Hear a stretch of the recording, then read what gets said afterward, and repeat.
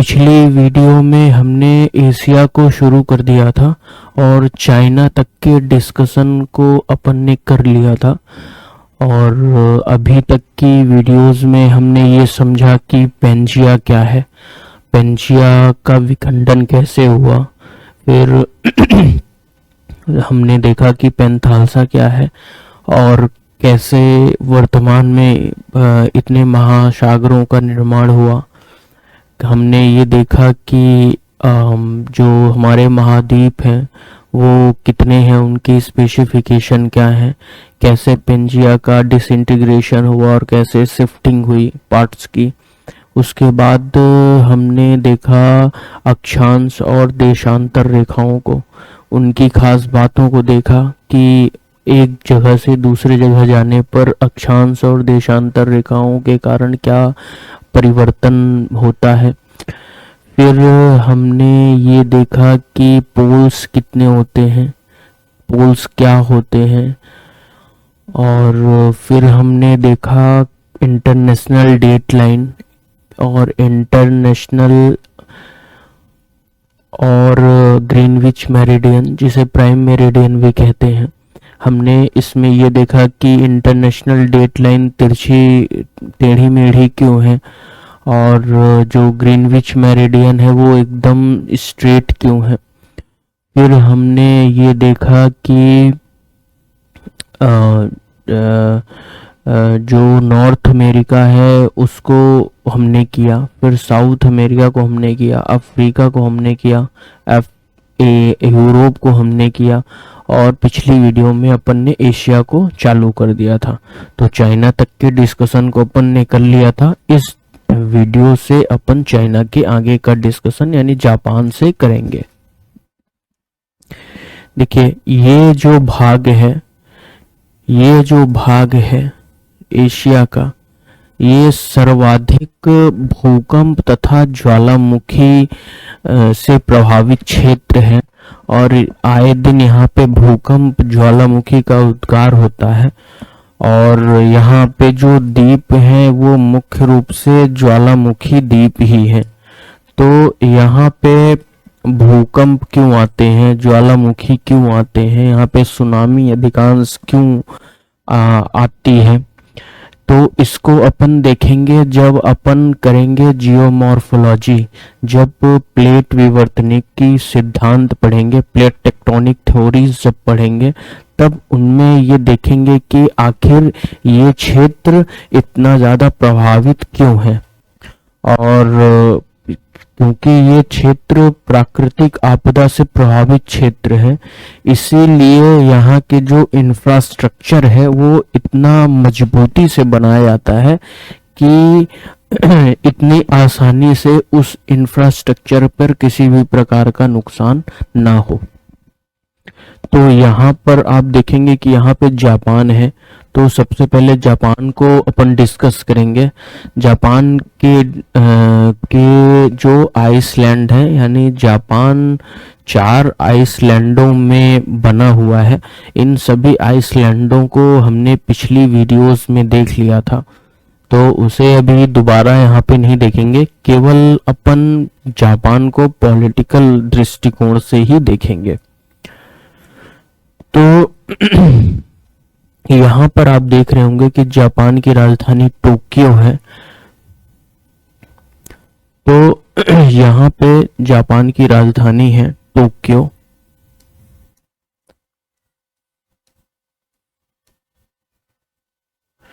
Tokyo जो है वो विश्व में दूसरा सबसे बड़ा जो शहर है वो है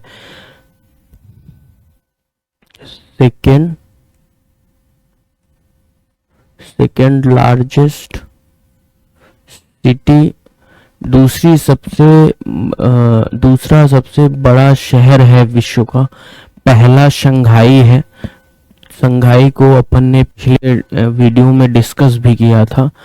और दूसरा ये है टोक्यो के बारे में कि ये सबसे ज़्यादा इंडस्ट्रियलाइज्ड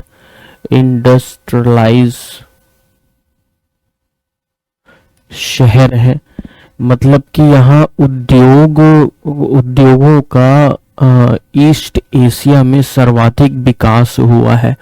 यहाँ उद्योगों का विकास होने के पीछे वजह ये है क्योंकि यहाँ की जो शिक्षा नीति है वो पूरी तरह से टेक्निकल एजुकेशन यानी तकनीकी शिक्षा पर आधारित है यहाँ की शिक्षा।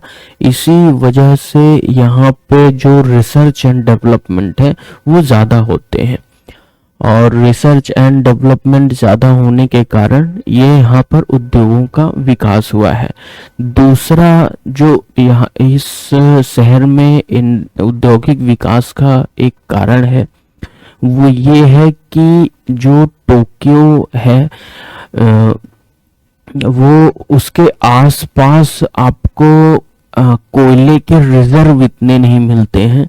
यहाँ ऊर्जा पर जो निर्भरता है वो मुख्य रूप से जल विद्युत पर है और जल विद्युत पर ऊर्जा की निर्भरता होने के कारण यहाँ पर पोल्यूशन कम है और पोल्यूशन कम होने के कारण यहाँ पर सरकार का जो रिस्ट्रिक्शंस है वो कम है और रिस्ट्रिक्शन कम होने के कारण यहाँ औद्योगिक जो विकास है उसको प्रोत्साहन मिलता है।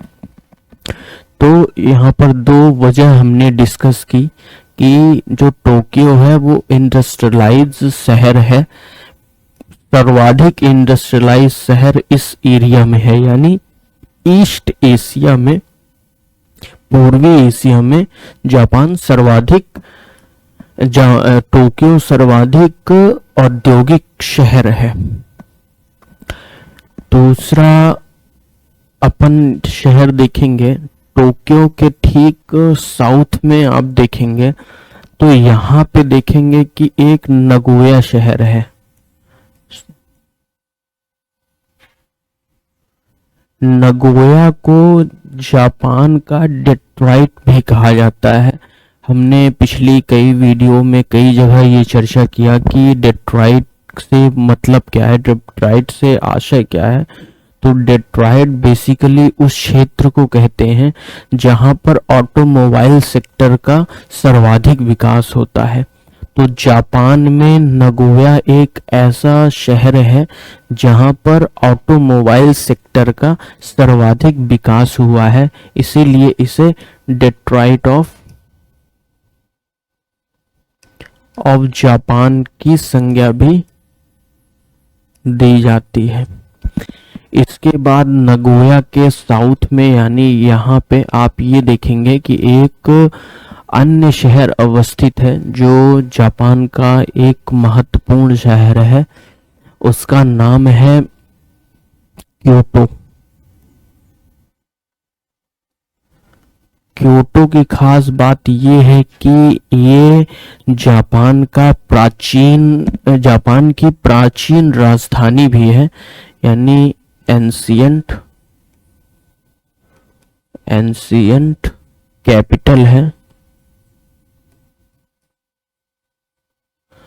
और दूसरी खास बात यह है कि क्योटो जो है वो ट्रेडिशनल हैंडीक्राफ्ट यानी पारंपरिक जो हस्तशिल्प उत्पाद है वो उसके लिए ये विश्व में सब सर्वाधिक फेमस है। तो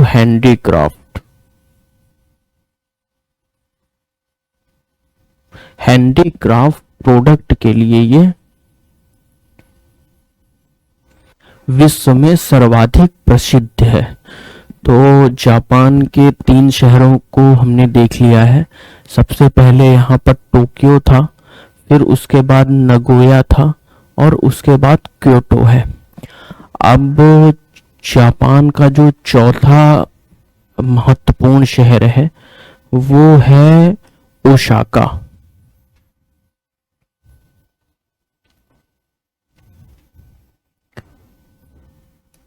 तो यहाँ पर टोक्यो था, फिर नगोया था, फिर क्योटो था। ओसाका यहाँ पर अवस्थित है, सबसे नीचे यहाँ पर ओसाका। ओसाका शहर की खास बात यह है कि ओसाका जो शहर है वो समुद्री किनारे पर अवस्थित है और समुद्री किनारे पर अवस्थित होने के कारण यहाँ पर शिपयार्ड इंडस्ट्रीज का जापान में सर्वाधिक विकास हुआ है। तो ये किस लिए इंपॉर्टेंट है? Shipyard industries.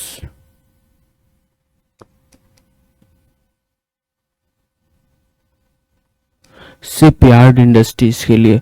दूसरा, ओसाका महत्वपूर्ण इसलिए है क्योंकि ओसाका शहर के ईस्टर्न साइड ईस्टर्न और वेस्ट साइड यहाँ पर टेक्सटाइल इंडस्ट्रीज का बहुत विकास हुआ है। टेक्सटाइल इंडस्ट्रीज का। तो ये ओसाका की खास बात है।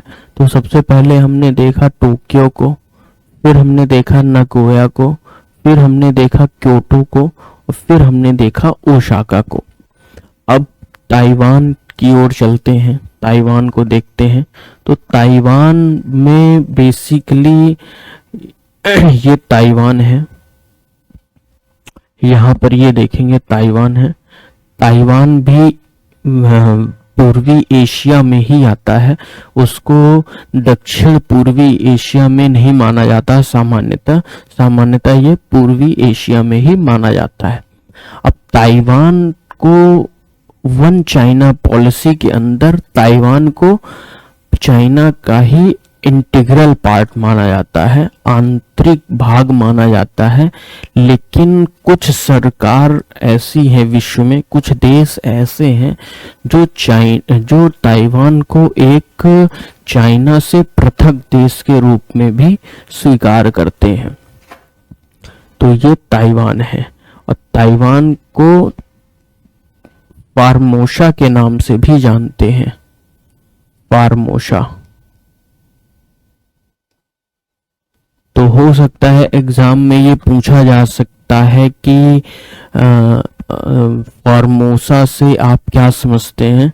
तो ताइवान का जो एक अन्य नाम है वो है फार्मोसा।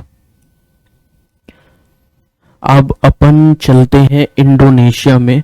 यहाँ पर इंडोनेशिया है और इंडोनेशिया को डिस्कस करने से पहले अपन ये बता दें कि जो देश और कोस्टल रीजन वाले क्षेत्र हैं उन्हें हमने पिछले ही वीडियो में डिस्कस कर लिया था। तो जो लोग नहीं देखे हैं तो वो पिछली वीडियोस को देख ले, क्योंकि इस वीडियो में अपन फिजिकल और पॉलिटिकल केवल देश स्पेसिफिक चीजों को अपन डिस्कस कर रहे हैं। तो इंडोनेशिया, यहाँ पर पूरा इंडोनेशिया है। तो इंडोनेशिया के बारे में कुछ इम्पोर्टेंट चीजों को समझिए। जैसे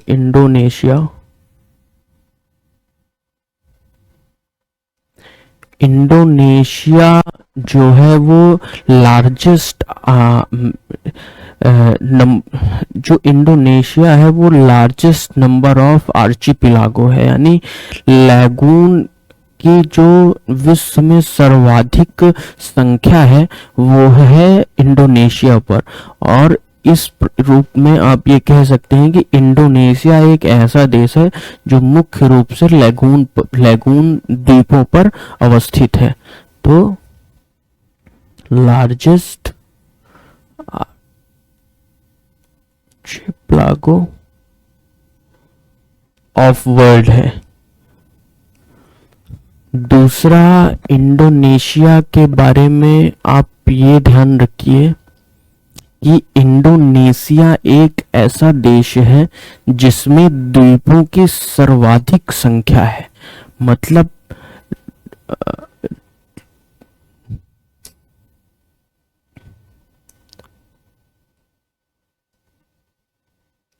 लार्जेस्ट नंबर ऑफ आइसलैंड।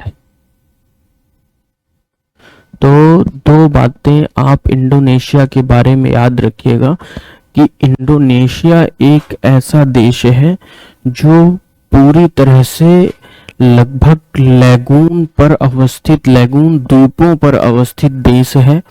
दूसरा ये याद रखिएगा कि इंडोनेशिया एक ऐसा देश है जिसमें सबसे ज्यादा द्वीपों की संख्या है। अब इंडोनेशिया के विभिन्न भागों को अपन पर्टिकुलर डिस्कस कर लेते हैं। तो पिछली वीडियो में जैसा कि हमने बताया था कि ये जावा आइसलैंड है और ये सुमात्रा आइसलैंड है। तो जावा आइसलैंड की खास बात ये है कि यह आइसलैंड पूरी तरह से सदर्न हेमिस्फीयर पर अवस्थित एक आइसलैंड है, मतलब सदर्न दक्षिण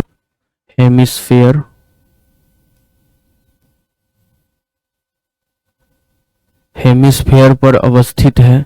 दूसरा ये है कि यहाँ पर largest number of peasant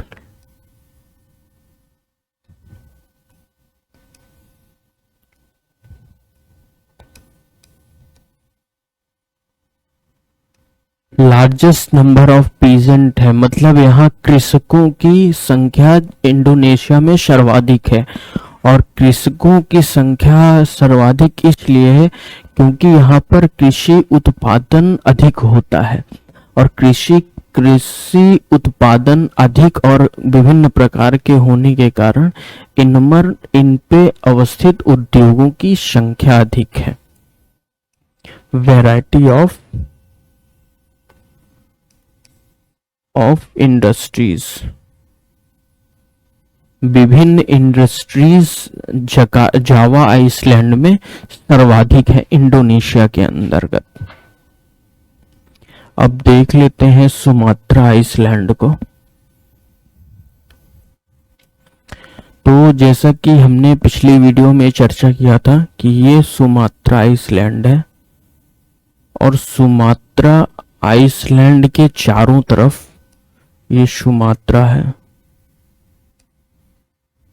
Sumatra Iceland के चारों तरफ ऑयल एंड गैसेस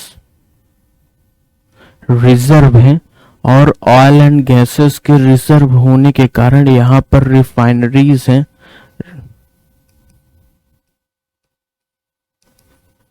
रिफाइनरीज मतलब तेल एवं गैस शोधन जो उद्योग होते हैं वो हैं, और यहाँ पर रिफाइनरीज होने के कारण यहाँ पर केमिकल इंडस्ट्रीज मतलब कि रसायन उद्योग और फर्टिलाइजर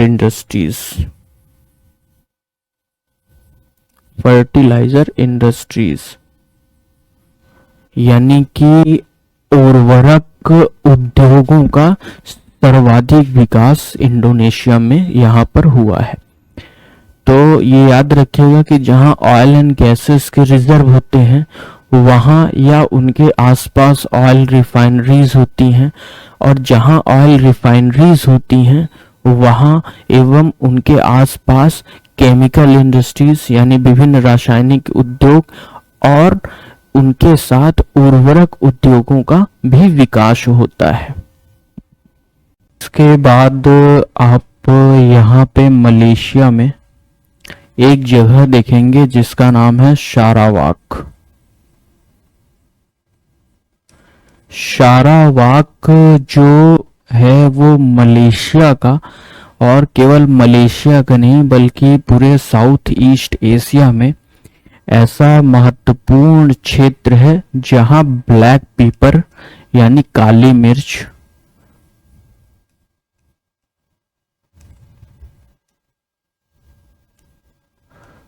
का उत्पादन सर्वाधिक होता है। और यही मलेशिया में आप देखेंगे कि एक किंता वैली है। यहाँ पे आप देखेंगे कि एक किंता वैली है। ये एग्जाम में आपसे पूछा जा सकता है कि किंता वैली कहाँ पे है। तो उसके बाद अपन एक चीज थी चाइना के बारे में जो अपन ने मिस कर दिया है। चाइना जो है वो टंगस्टन के उत्पादन की दृष्टिकोण से विश्व में सर्वाधिक महत्वपूर्ण है। यहाँ टंगस्टन का उत्पादन सर्वाधिक होता है। इसके बाद अपन देखते हैं, यहाँ पर आप देखेंगे हनोई है। हनोई जो है वो वियतनाम की राजधानी है। यहाँ पर हनोई है और ये वियतनाम की राजधानी है। और यहाँ पर ये एक ऐसा सेंटर है जहाँ कमर्शियल इंडस्ट्रीज का डेवलपमेंट ज़्यादा हुआ है, कमर्शियल इंडस्ट्रीज का। और यहीं पे आप देख रहे होंगे वियतनाम में एक दूसरा इम्पोर्टेंट शहर है हो ची मिन सिटी। और हो ची मिन सिटी जो है वो एक मेकोंग जो नदी है उसके तट पर यहाँ पर अवस्थित है। और ये हो ची मिन सिटी जो है वो फूड प्रोसेसिंग इंडस्ट्रीज और टेक्सटाइल इंडस्ट्रीज के दृष्टिकोण से इम्पोर्टेंट है। यहाँ पर आप देख रहे होंगे हो ची मिन सिटी, मिन सिटी। ये textile food processing industries, food processing industries और टेक्सटाइल इंडस्ट्रीज के लिए इम्पोर्टेंट है। और ये जो है वो मेकोंग नदी के डेल्टाई क्षेत्र पर अवस्थित है। तो अब देख लेते हैं मेकोंग रिवर को। उसके पहले आप ये देखिए कि यहाँ पे एक देश है loss. Loss south east Asia का एक ऐसा देश है जो पूरी तरह से लैंडलॉक्ड है। तो एग्जाम में ये क्वेश्चन पूछा जा सकता है कि साउथ ईस्ट एशिया का ऐसा कौन सा देश है जो पूरी तरह से लैंडलॉक है, तो वो है लॉस।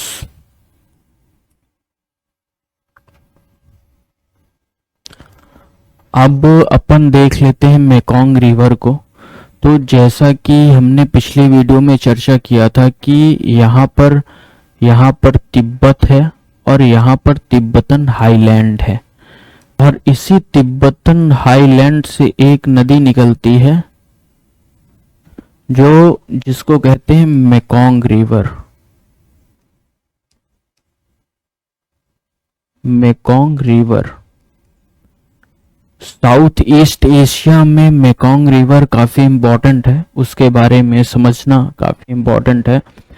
तो पहला तो ये कि मेकोंग रिवर का उद्गम जो है वो तिब्बतन हाईलैंड से होता है और ये नदी जाकर साउथ चाइना सी में समाहित होती है।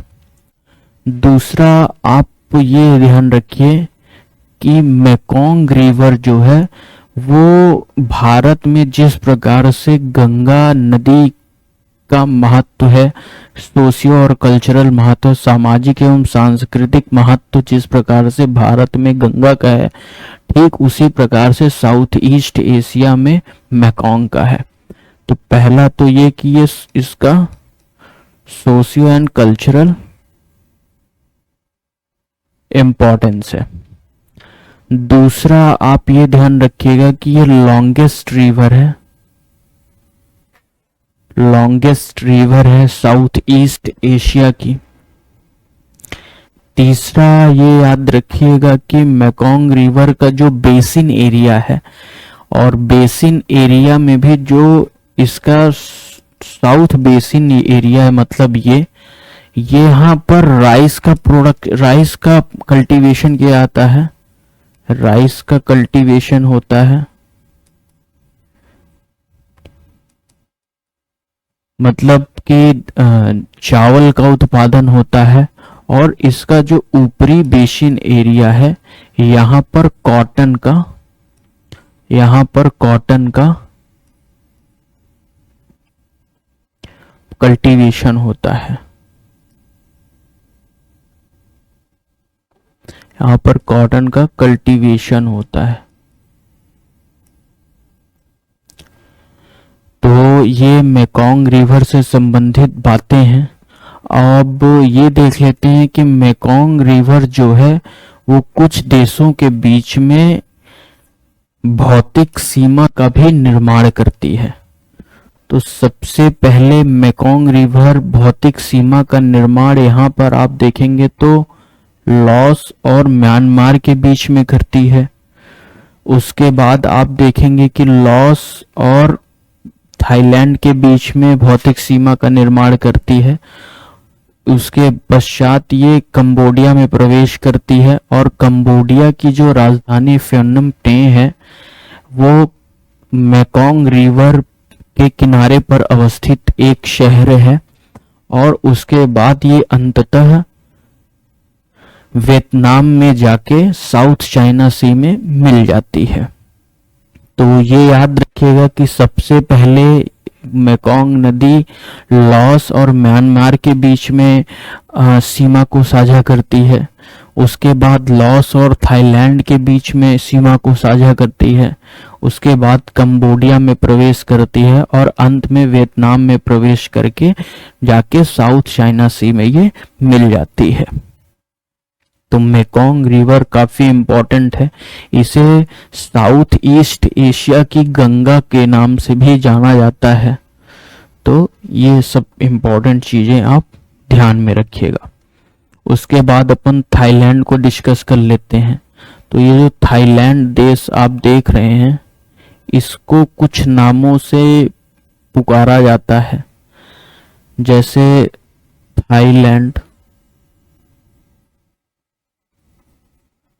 थाईलैंड को सबसे पहले तो आप ये समझिए कि ये राइस बाउल ऑफ मतलब धान का कटोरा साउथ ईस्ट एशिया मतलब दक्षिणी पूर्वी एशिया के धान के कटोरे के नाम से भी थाईलैंड को जाना जाता है। दूसरा आप ये समझिए कि इसको लैंड ऑफ एलिफेंट के नाम से भी जाना जाता है। तीसरा थाईलैंड के बारे में जो सबसे महत्वपूर्ण है वो ये है कि ये साउथ ईस्ट एशिया में एक ऐसा देश है जो कभी भी विदेशी कंपनियों की कॉलोनी नहीं थी। मतलब ये देश कभी भी इस देश पर कभी भी किसी दूसरे जो देश हैं जैसे यूरोपियन देश हैं, जर्मनी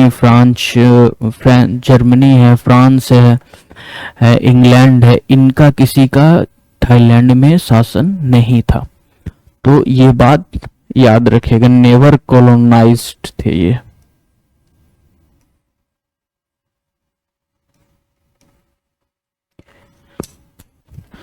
तो थाईलैंड के बारे में ये महत्वपूर्ण चीजें हैं जो आपसे एग्जाम में पूछी जा सकती हैं कि थाईलैंड को दक्षिण पूर्वी एशिया के धान के कटोरे के नाम से भी जानते हैं। दूसरा इसको जानते हैं लैंड ऑफ एलिफेंट के नाम से। तीसरा ये कभी भी किसी अन्य देश की कॉलोनी नहीं थी। अब थाईलैंड में एक नदी प्रवाहित होती है जिसका नाम है छो प्राया। ये थाईलैंड की काफी इम्पोर्टेंट नदी है। यहाँ पर आप देखेंगे कि तिब्बतन हाईलैंड के दक्षिणी छोर से एक नदी प्रवाहित होती है जिसका नाम है छो प्राया। यहाँ तिब्बतन हाईलैंड से एक नदी प्रवाहित होती है जिसका नाम है छो प्राया। छो प्राया नदी के मुहाने पर ही आप देखेंगे कि थाईलैंड की जो राजधानी है वो बैंकॉक अवस्थित है, मतलब यहाँ पर बैंकॉक अवस्थित है। और इस नदी के बेसिन एरिया का मुख्य रूप से उपयोग जो होता है वो धान की खेती के लिए किया जाता है। इसके बाद अपन देख लेते हैं सल्वीन रिवर को। तो म्यांमार की एक इम्पॉर्टेंट नदी है सल्वीन रिवर। ये मुख्य रूप से यहाँ पर एक प्लेटाऊ है जिसको शान प्लेटाऊ कहते हैं। यहाँ पर एक प्लेटाऊ है जिसको शान प्लेटाऊ कहते हैं। शान प्लेटाऊ यानी शान का पठार, शान पठार। और यहाँ से एक नदी निकलती है जिसको कहते हैं सल्वीन रिवर। सल्वीन रिवर, सल्वीन रिवर जहाँ जाके बंगाल की खाड़ी में मिलती है, इस क्षेत्र को कहते हैं delta of Martaban. Delta of Martaban. Salween river के बारे में ये आप याद रखिएगा कि ये म्यांमार की सबसे लंबी नदी है।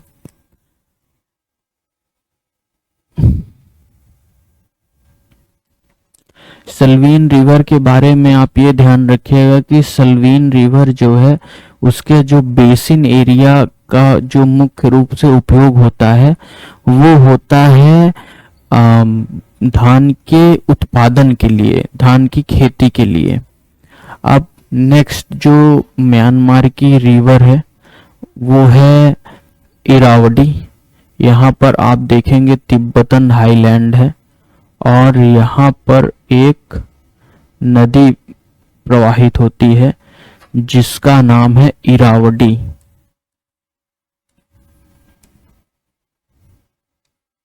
इरावडी, इरावडी जो रिवर है वो म्यांमार की लॉन्गेस्ट रिवर है।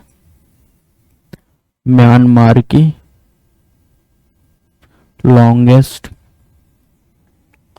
लॉन्गेस्ट रिवर है। दूसरा, इस नदी के बेसिन एरिया को भी एक मेकोंग रिवर की तरह ही उपयोग किया जाता है, जिसमें इसके डेल्टाई क्षेत्र में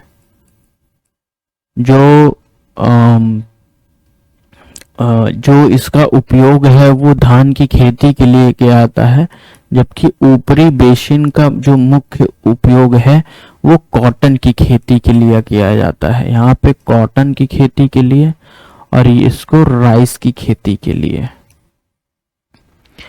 तो उम्मीद है कि आप समझ गए होंगे इरावडी रिवर और सल्वीन रिवर के बारे में। अब देख लेते हैं कि म्यांमार को कुछ नामों से भी पुकारा जाता है, जैसे म्यांमार का एक अन्य नाम है वर्मा। दूसरा, म्यांमार जो है वो साउथ ईस्ट एशिया का एक निर्धन देश है, पुअरेस्ट कंट्री है। दूसरा, आप याद रखिएगा कि म्यांमार को land of reverse and mountains भी बोला जाता है। Land of mountains and reverse भी बोला जाता है।